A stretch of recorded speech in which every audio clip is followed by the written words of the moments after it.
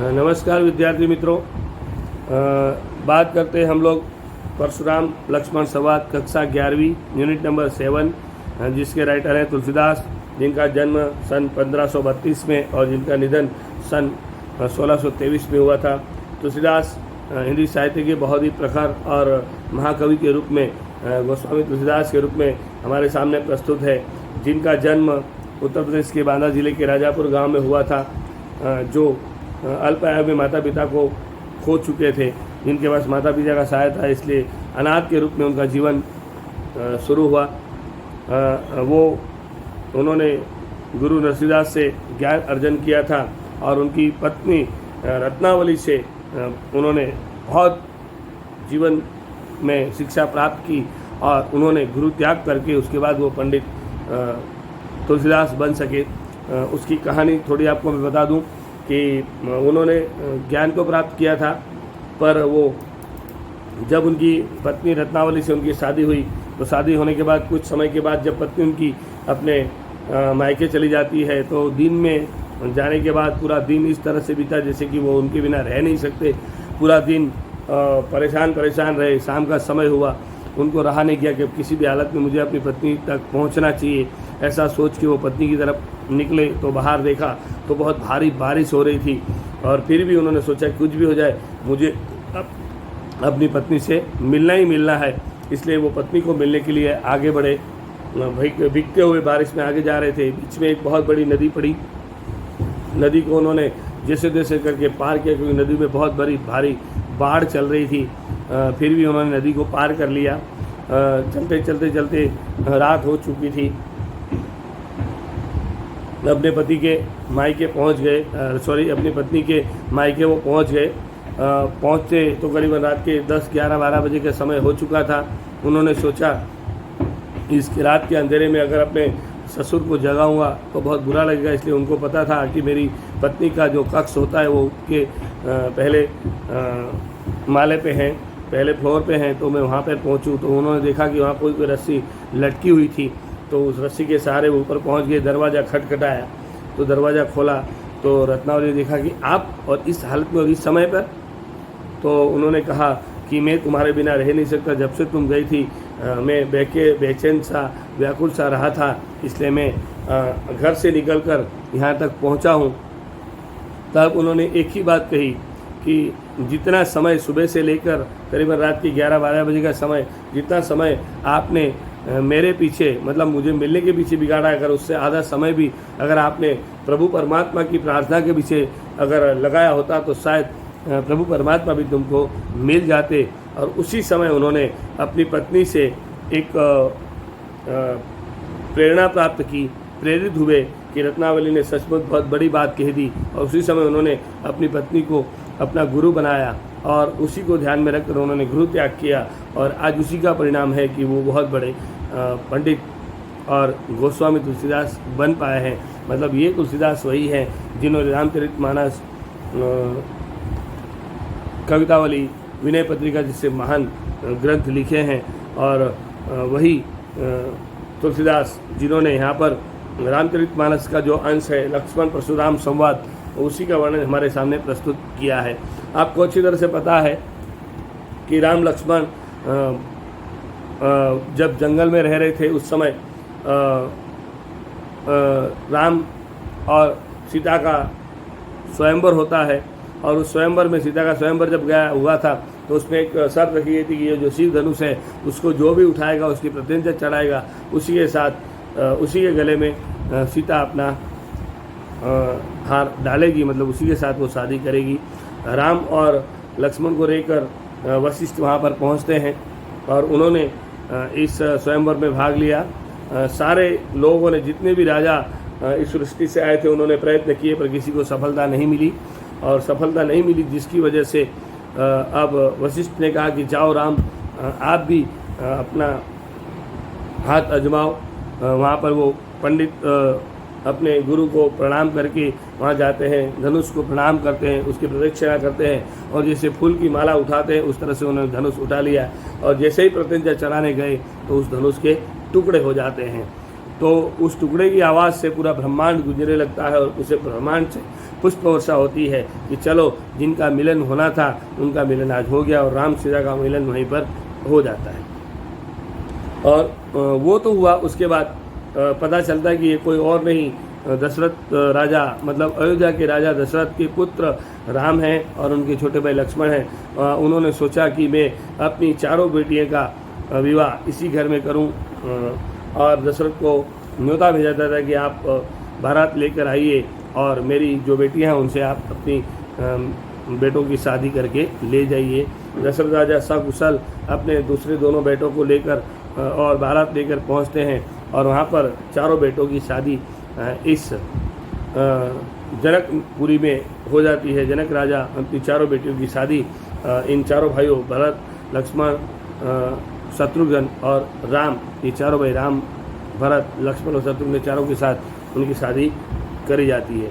और ये शादी करने के बाद जब ये वापस जा रहे थे उस समय यही परशुराम, जिसको शिव धनुष बहुत प्यारा था, और वही शिव धनुष जिन्होंने इस जनक राजा को दिया था और जिसने तोड़ा है उसी का उनको क्रोध था, और उसी क्रोध के कारण ये उस बारात को वापस जाते उस समय रोकते हैं। और जब वो वापस जा रहे थे उसके सेनापति लक्ष्मण को बनाया जाता है, तो सबसे आगे लक्ष्मण चल रहे हैं और उसी के साथ उनका जो वार्तालाप होता है उसी का वर्णन यहाँ पर बालकांड में लिया गया है। और उसी का वर्णन जो है वो उसी घटना के ध्यान में रखकर परशुराम जी जो धनुष टूट जाता है उसका क्रोध है, उसी का वर्णन यहाँ पर लिया गया है, और दोनों के बीच का जो वार्तालाप है वही है, और उसी का वर्णन यहाँ पर प्रस्तुत किया गया है। आप किताब में ध्यान रखिए, नाथ शंभु धनु भंजनी हारा होई केउ एक दास तुम्हारा, आए सु का कही किन मोही सुनी रिसाई बोले मुनि कोही। क्या कह रहे हैं कि नाथ शंभु धनु, जिस शंभु मतलब जिस शिव धनुष को आपने तोड़ा है उसको आप जानते नहीं कि वो कौन है। होई क्यों एक दास तुम्हारा, मैं आपका ही दास हूँ, इसलिए आप मुझे बताइए कि मैं क्या कर सकता हूँ। आयसु कहा कही किन मोही सुनी रिसाई बोले मुनि कोही, कि यह आप ही बताइए कि मैं किस के सामने क्या बात कहूँ। सुनी रिसाई बोले मुनि कोही, मतलब उस सामने आपकी सामने मैं क्या बात कहूँ। मुझे दुख भी हो रहा है, थोड़ी गुस्सा भी हो रहा है कि मैं क्या कहूँ। सेवकू जो सो करे सेवका, सेवक का काम क्या होता है? सेवक का काम तो सेवा करने का होता है। मेरे प्रभु ने श्री राम ने धनुष तोड़ा है, मैं तो सेवक हूँ और मैं अपना सेवक का काम कर रहा हूँ। अरी करनी करी कर ले लाई, अब उन्होंने जो करनी की है तो मैं अपनी करनी कर रहा हूँ, तो मुझे जो करनी सौंपी गई है अपनी प्रजा है उसका रक्षण करना, तो मैं उसका काम कर रहा हूँ। सुनऊ राम जे ही शिव धनु तोड़ा, आप सुनते कि जैसे ही राम ने उस शिव धनुष को तोड़ा है, सहस बासु सम सो रिपु मोहरा, जो सहस्त्र बाहु जो होते हैं वो इस दृश्य को देखकर आश्चर्यचकित हो जाते हैं। सो बिलगाई बिहाई समाजा, समाज उस बात को देख रहा है, समाज उस बात को सोच रहा है कि किस तरह से इस शिव धनुष को तोड़ा गया है। नत मार जय सब राजा, इस सृष्टि के जितने भी राजा वहाँ पर बैठे थे उस राजा में से किसी ने इस धनुष को उठाने की भी ताकत नहीं की, और मेरे राम ने, मेरे प्रभु ने तो इस धनुष को उठा भी लिया और उनके हाथ से यह धनुष टूट भी गया है। सुनी मुनि बचन लखन मुस्कान है, और ये सारे वचन सुनकर लक्ष्मण मुस्कुरा रहे हैं। बोले परशु धरई अभिमाने, वो कह रहे कि परशुराम जी आपका अपमान हो गया है, ये तो बहुत बड़ा अपमान है। बहु धनई तोरी लरिकाई, ऐसे तो बहुत धनुष टूट गए होंगे, कबू न असी रिप किन गोसाई, इसमें क्या बड़ी बात है, ऐसे तो बहुत धनुष टूट जाते हैं, तो ये धनुष टूट गया उसमें कोई बड़ी बात नहीं है। यही धनु पर ममता को ही हेतु, आपको इस धनुष में इतनी ममता क्यों है? क्योंकि ये धनुष तो ऐसे टूट जाते हैं, हम लोग जंगल में जब जाते हैं या युद्ध में लड़ते हैं तो ऐसे धनुष तो कहीं टूट जाते हैं, तो ये धनुष टूटा उसमें कोई बड़ी बात नहीं है। कबो न असी निर्कोन गोसाई, एहू धनु, मतलब इस धनुष पे आपको इतनी ममता क्यों है? सुनी रिजाई कहा भृगु के हेतु, इसलिए आप उसके ऊपर क्रोध मत कीजिए, क्योंकि ये भृगुकुल के जो राजा है उसी का ये कार्य है और उन्होंने ये कार्य किया, इसलिए आपको उसके ऊपर गुस्सा नहीं करना चाहिए। तो दोहा है कि क्या कह रहे कि रे नुक बालक काल बस बोले तो ही न संभार, ए बालक, हे राजा के छोटे बालक, तुझे ये पता नहीं है कि काल किस तरह से गति करेगा और काल में क्या परिणाम होगा, इसको तुझे पता नहीं है। धनु सम त्रिपुरारी धनु विदित सकल संसार, ये पूरा संसार जानता है कि धनुष मुझे कितना प्यारा है, इसके ऊपर मुझे कितना प्रेम है, ये तुझे पता नहीं है। क्योंकि तू अभी छोटा बालक है। लखन कहा हंसी हमरे जाना। लखन कहते कि ये बात मुझे कुछ समझ में नहीं आ रही। सुनहु देव बस सब धनुष समाना। मुझे तो ये पता है कि सृष्टि पर जितने भी धनुष हैं वो एक प्रकार के समान धनुष होते हैं। का छति लाभु जिन धनु तोरे, और मैं कैसे कह सकता हूँ कि ये धनुष कैसे टूट गया, मुझे तो ये पता नहीं है। बस टूट गया मतलब टूट गया।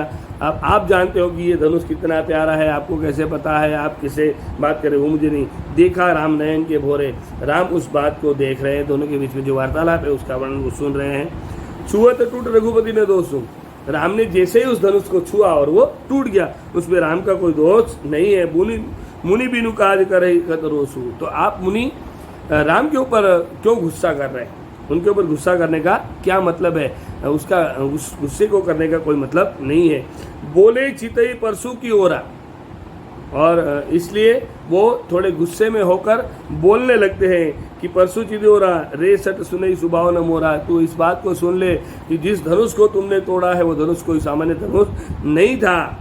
बालकु बोधि बहु नहीं तो ही, इस बालक इसलिए तू ज़्यादा मत बोल, केवल मुनि जड़ जान ही मोही। पूरी दुनिया में जो मुनि लोग हैं वो सब मुझे जानते हैं कि मैं कौन हूँ, इसलिए तू मेरे साथ इस प्रकार की बातें न कर। बाल ब्रह्मचारी अति कोई, मैं तो बाल ब्रह्मचारी हूँ, और मैं बाल ब्रह्मचारी होने की वजह से एक ही क्षण में पूरे क्षत्रिय कुल का विनाश कर सकता हूँ। इतनी शक्ति मेरे अंदर है, इसलिए तू मेरे से बात या जबान मत लड़ा। भुजबल भूमि भूप बिनु की नहीं, मेरे भुजबल से इस भूमि को मैं राजा के बिना की कर सकता हूँ। विपुल बार मैं देव ही की नहीं, और इस सृष्टि पर मैं जो बड़े बड़े राजा हैं उनको भी इस सृष्टि पे खत्म कर सकता हूँ। इसलिए देव भी मुझे अच्छी तरह से जानते। स सुभाव भुज भेद छेद निहारा, इसलिए ये बात तुम अच्छी तरह से ध्यान लो। परशु बिलो को भाई महाराज, इसलिए पूरा विश्व इस परशुराम की बात को जानता है, समझता है।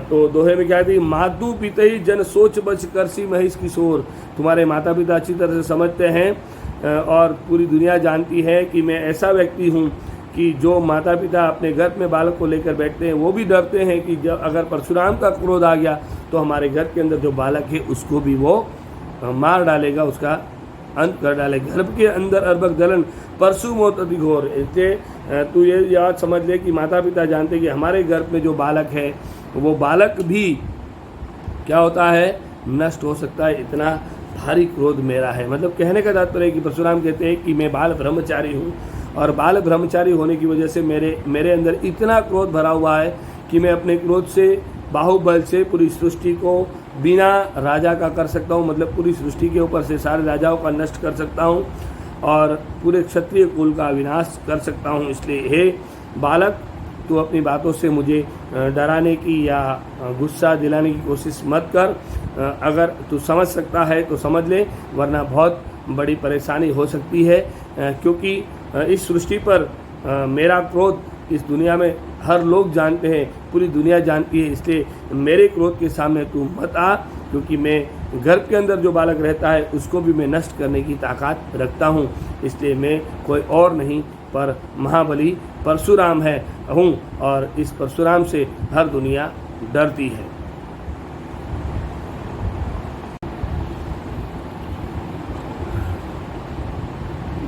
बिहसी लखनऊ बोले मृदु बोची। मतलब ये बात सुनकर लखन इस मृदु वचन को सुनते हैं, बोलते हैं, अहो मुनीसु महाबटमानी। हे मुनि, आपकी बात को मैं अच्छी तरह से समझता हूँ, आपकी बात को जानता हूँ। पुनि पुनि मोही देखाओ कुठारू, चढ़त उड़ावन फुकी बहार। मुझे अच्छी तरह से आप पता है कि आप अपने महान वचन से बड़े बड़े पहाड़ भी उड़ा सकते हैं। यहाँ कुंभट बतिया कौन आई, इसलिए ये बड़ी बड़ी बातें आप मेरे सामने मत कीजिए। तेज तर्जनी देखी मारी दे जाए, मतलब आप तर्जनी से भी कुछ कर सकते हैं, मुझे अच्छी तरह से पता है। देखी कुठारू सरासन बाना, मैं कच्छू कहा सहत्य अभिमाना। मैं ऐसी कहाँ बड़ी बात कर रहा हूँ, मैं आपकी सारी बात को समझ रहा हूँ। मैं कछु कहाँ सहती सहित अभिमाना, मैं कोई अभिमान की बात आपके सामने नहीं कर रहा हूँ। भृगुसुत समुजी जनई बुलो की, इस भृगुकुल के राजा सब हैं, वो सारी बात जानते हैं, देखते हैं। हमरे कुल इन्ह पर न जो कुछ कहूँ सौ रिस रोकी, इसलिए मैं जो केस कह रहा हूँ उसके ऊपर आप गुस्सा मत कीजिए, आप अपना गुस्से को थोड़े कंट्रोल में रखिए।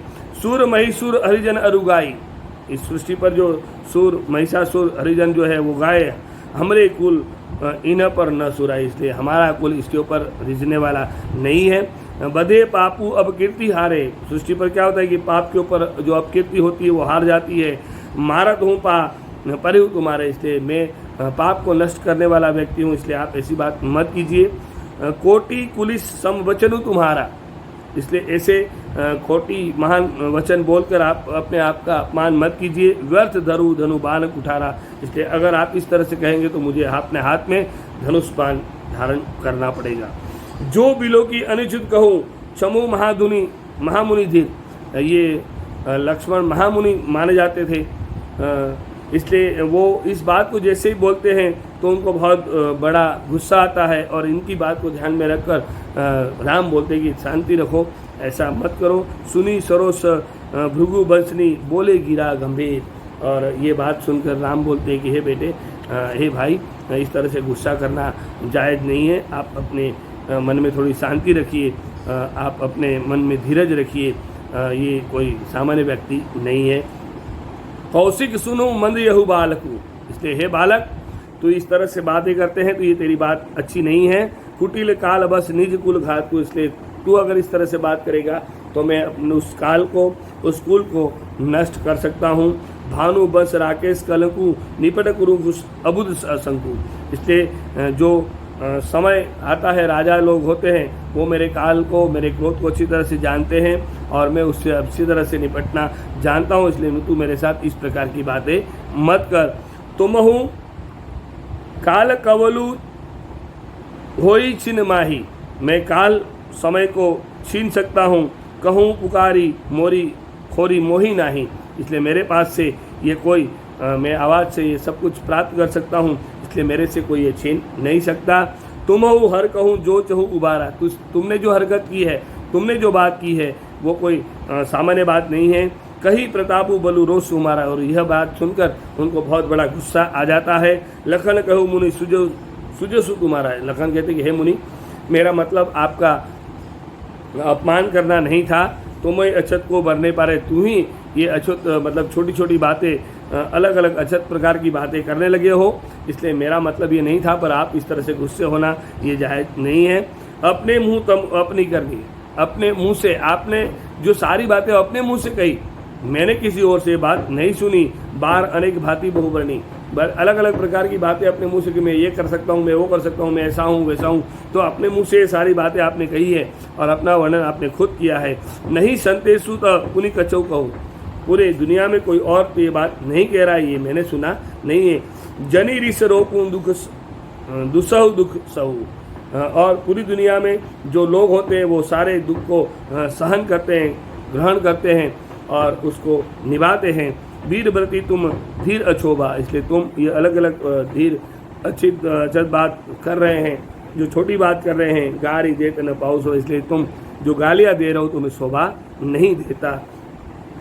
सूर समर करनी करही, क्या कहते हैं कि सूर समर करनी करही कहीं न जना वही आपू, क्या कहते हैं कि सूर जो आप करनी कर रहे हैं वो बात इस सृष्टि पर दिखाई दे रही है, जो आप जो कर्म करेंगे उसी का फल आपको प्राप्त होने वाला है।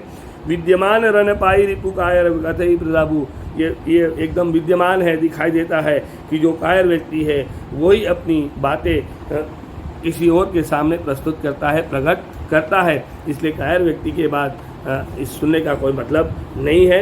मतलब कहने का तात्पर्य है कि जो लक्ष्मण और परशुराम के बीच में राम के द्वारा जो धनुष तोड़ा गया है उसी का वर्णन यहाँ पर प्रस्तुत किया है, और उसी के बलबूते पर दोनों के बीच में जो वार्तालाप होता है उसी का वर्णन तुलसीदास जी ने अपने शब्दों में प्रस्तुत किया है। कहानी बहुत अच्छी रामचरितमानस से ली गई है और ये थोड़ी खड़ी बोली में है, इसलिए थोड़ा कठिन है, पर आप अच्छी तरह से पढ़ाई करेंगे तो अच्छी तरह से समझ में आ जाएगा।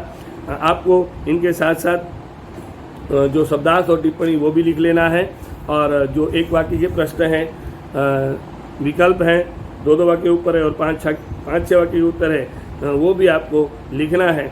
और जो कार्य आपको सौंपा गया है वो आप अच्छी तरह से करते रहिए, ताकि हम आने वाले समय में इस स्वाध्याय के प्रश्नों को भी अच्छी तरह से समझ सके और आने वाली परीक्षाओं में आपको ये स्वाध्याय के प्रश्न लिखे हुए तो अच्छी तरह से काम में आ सकते हैं। धन्यवाद। Thank you very much.